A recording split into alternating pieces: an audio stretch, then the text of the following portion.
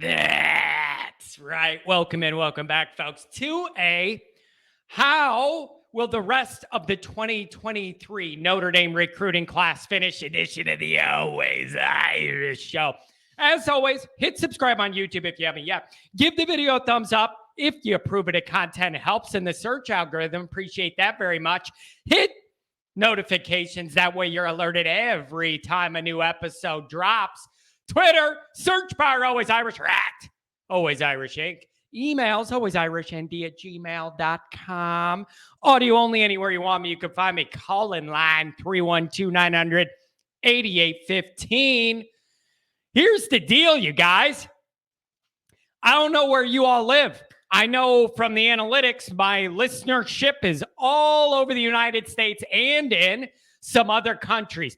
Where I live, in the Chicago area, the humidity's down and it feels, you just go outside and it feels like early football season weather. Warm in the Midwest, but that little tinge of fall in the air, like that lack of that early summer humidity. I don't know what it is, but it's creeping up on us quick. Also, we're starting to see the light at the end of the tunnel regarding Notre Dame's 2023 class. And what an exciting roller coaster it's been. Ups and downs. A lot of ups, to be honest. A lot of ups. No matter what happens with the rest of this class, it's going to finish higher ranked than anything Brian Kelly put together in 12 years. So, yeah, there's been some roller coaster stuff. Obviously, the Dante Moore, Jason Moore up and down the roller coaster. Speaking of downs, we might get to a downs in a minute here on this episode, okay? So ups and downs like there is in any recruiting cycle. More ups than downs, you guys. The arrow's pointing straight up on the talent acquisition arm of this operation, all right? But now that things are really starting to come into more focus for 23, there's a lot to like. And there's a couple things to figure out here, all right? So let's talk through this. You're sitting at 19 guys right now, probably wanting to take what, 24, 25 in the class, ideally. So that leaves us 5 or 6 guys left. And that, I think, enables us to start narrowing down the list and look at what options left for us are realistic, and throw in a couple dream scenarios as well. So I want to go over how I see this with those remaining slots. I'm opening it up to you guys, though. If there's other guys that you heard Notre Dame's in the mix on, not like you offered a guy, but he's not showing interest. I'm talking some smoke here. There's got to be some smoke. If there's smoke on a guy I'm not mentioning, let me know. Then that means I missed something. So, number one on the list, wide receiver Jaden Greathouse. 4-star wide receiver talent from Texas, just outside the 247, 100. Not for wide receivers, 100 overall in the country, regardless of position. All right? Now, later on this week, Notre Dame expects that commitment. So I think everybody in Notre Dame land still feels pretty good. Greathouse is going to announce for ND, right? What's great about that is mega position of need, that wide receiver room. Get another high-end potential athlete in that room, okay? That's number one. Number two, Ronan Hannafin. 4-star athlete who could do a lot for you, a lot of flexibility with what you could do with an athlete like Hannafin. I feel like ND feels like they're in a good spot for his services, but he hasn't committed yet. And that has some folks a little bit curious on where he's at in the process with these schools. It looks like he's visited multiple schools multiple times. One of those, what do you not know now after visiting all your top potential schools multiple times? Like, if you like Notre Dame, what else is there to figure out? Let's go. So I think Notre Dame people feel good about it, but there's a little question of if it was going to be us and he's seen everywhere, why hasn't it happened yet? Something to monitor as we move forward. Number 3, 4-star top 100 player in the country, linebacker Jaden Osbury. Interesting note, he's from the Baton Rouge, Louisiana area. And I don't know, but maybe Brian Kelly wants him to join his family. I don't know. Again, a guy I feel like Notre Dame feels they're very much in the mix for. They going to land him? What's the time frame? Don't know, but it's on my target list. Number 4, 4-star top 100 player, regardless of position in the country, running back Jeremiah Love. You already have Lamar.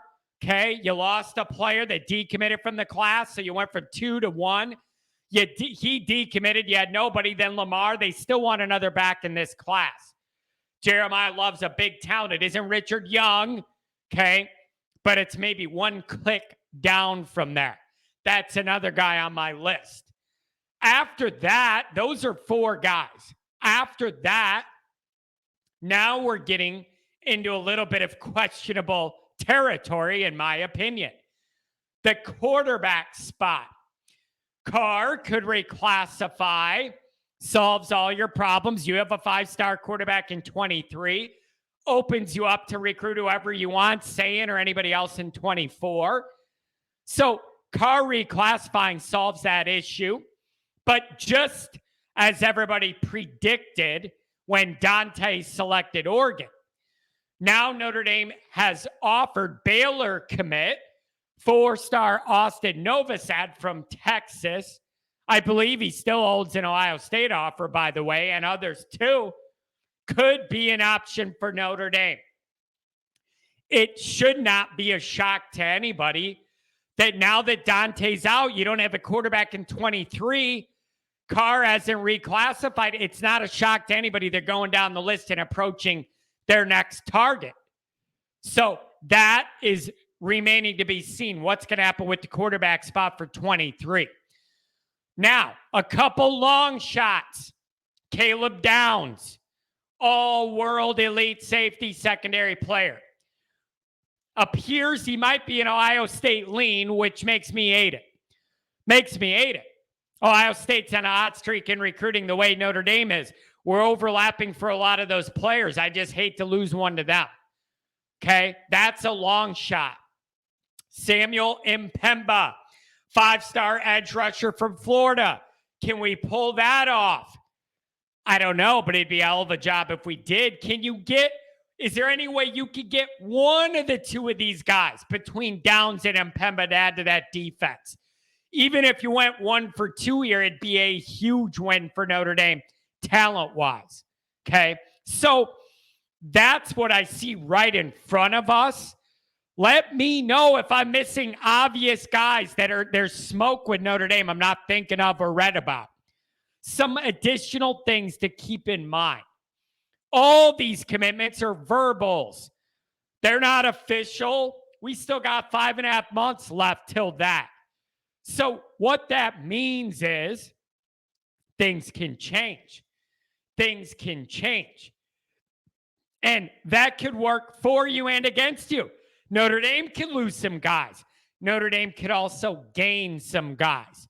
So it's really important to note that these are all verbals, nothing binding. There's still 5.5 months for some of this to change. Also, I expect some new names to emerge. Maybe some guys that aren't even on our radar or, for whatever reason. So keep an eye out for some brand new guys that aren't top of mind names we all know and talk about. And something else I've started thinking about more and more. How many kids in the 23 class want to hold off committing and wait and see what these teams they're interested in look like on the field this year before deciding? I don't know that, but that's got to be a part of the calculus for some of these guys. Notre Dame's got to have a steady first year under Marcus Freeman to keep these recruiting vibes positive and flowing. The only thing, as we sit right now that I think can derail the way Marcus and staff is recruiting is having a really, really terrible season that you can't outwork or outtalk in a recruiting pitch. So I'm not saying Notre Dame needs to go 12-0 and make the playoff, but it just can't go off the rails for any reason. General bad play, new coaching mistakes, injuries, whatever. So you don't got to be perfect this year, but it can't go off the rails in order to maintain this momentum. All right? Losing the double Moors hurts. It does. But this class is still in position to finish very, very high. No matter what happens from here till signing day, no. Marcus's first class is going to be better than anything Brian Kelly did in a dozen years. That should make you sleep easy at night. Have a good one.